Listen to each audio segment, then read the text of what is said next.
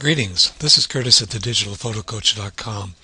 I'm going to show you how I post-process images that have underexposure and difficulties with color balance. Uh, this particular picture, you can see that the deck, which is wood, has got a lot of blue and cyan in it, presumably coming from the sky.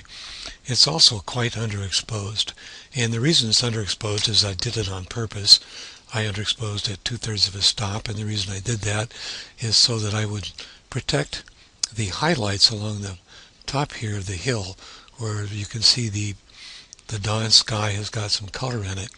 And if I had exposed without that underexposure and compensation, then that would have been burned out or at least colorless, and I would have lost something interesting.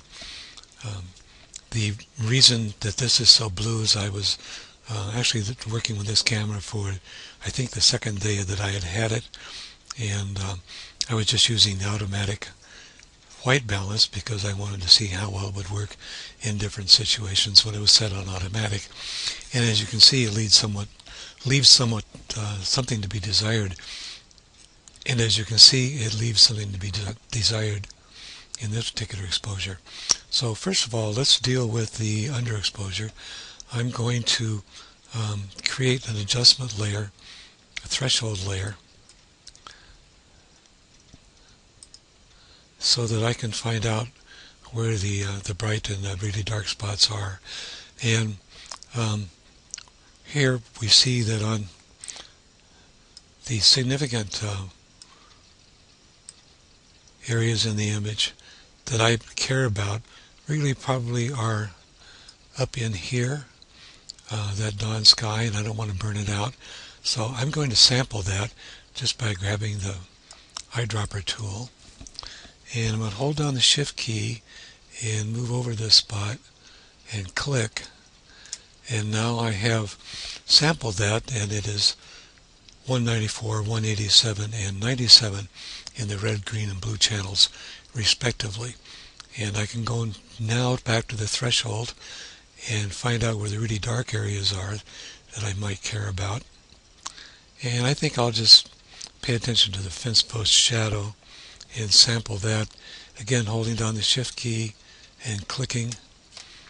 And that's coming up at about 14 in the red, green, and blue channels. So I'm going to work with those numbers. I don't need the threshold mask anymore, so I can just delete that. And on my other screen, I got a question. I'll bring it over here. Do I want to delete it? Yes, I do. So now I'll be able to delete it, and we'll get back to the image. So now I'm going to go and open the curves adjustment layer, and I'm going to brighten it up and be paying attention to this area in the image. And I take it up to something under 255 so that I can retain the color. And so I'm here at 243, 233, and 122. That looks pretty good. The blue is going to change a little bit later, but we're looking pretty good there. Let's go now to the other end and work with the dark. And I'm going to drop these down to probably around 8 or 10. Okay, 7 or 8. And now I've got some nice contrast. The darks are dark up in this area, and yet I'm able to see the color still in the sky. So that much of the job is done, and I can go back to clicking the base layer and then creating a new adjustment layer to deal with the color balance. And so I'm going to open the color balance, and I'm going to reduce the cyan a little bit.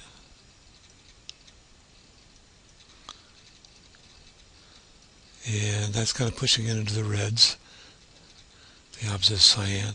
And now I need to reduce the blue, which will move it more into the yellows, until I get this deck looking something like it's made out of wood. And there, I think we have it. So now we have something that looks rather natural. We've got our sky, the color's still in it. These colors are about right, and so is the wood. We might want to do one more bit of fine-tuning here just to brighten up the photo a little bit more. And so I'm going to create one more adjustment layer, probably this time the vibrance, and increase that a little bit. And that'll add a little bit more pop to the image. See if well, the vibrance is interfering with the blue, so I don't want to do that.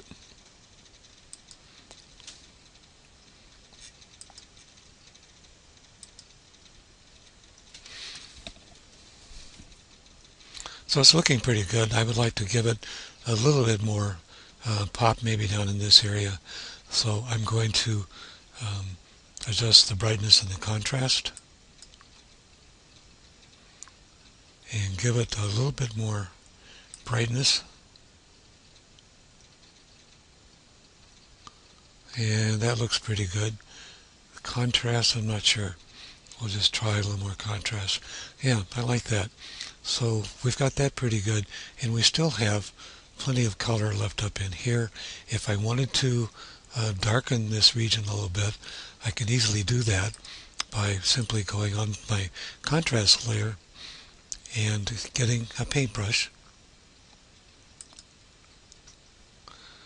and low opacity here, about maybe 12%, around 50% for the flow, and just paint on this slowly. And I will add some more darkness back in to that part up there and still retain all the brightness and so on down here. So I'm pretty happy with this image, and I'm going to show you another trick that I can do now that I've gotten this far. I have another image taken just a few minutes earlier, and it has the same difficulties that the other one has, being underexposed and having too much blue and cyan in it. So I'm just going to select it all and edit and copy it and go back into my other photograph and paste this image in. And so you see I've got the corrections that I applied on the other one are also here. So I can, if I want to save these corrections with this image, I can save it. And I'm going to save it as a TIFF.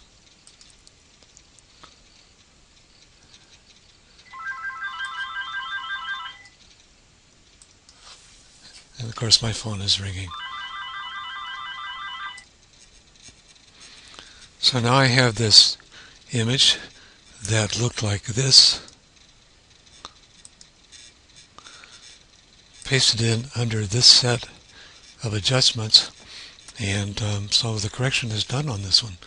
And I can save this as, stairs 2 if I want to, and then turn this off and save it as stairs 1, for instance, and I will have both photographs ready to work.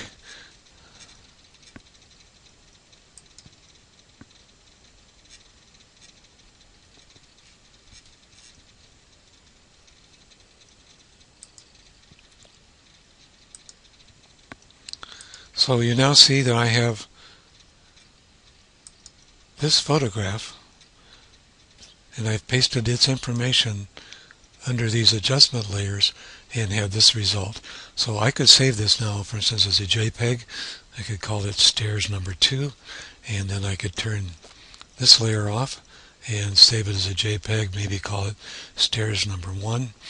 And if I had additional photographs taken the same time, that I wanted similar corrections on, I could just paste them under these layers and have continue building up a collection here of those images all having the same set of adjustments.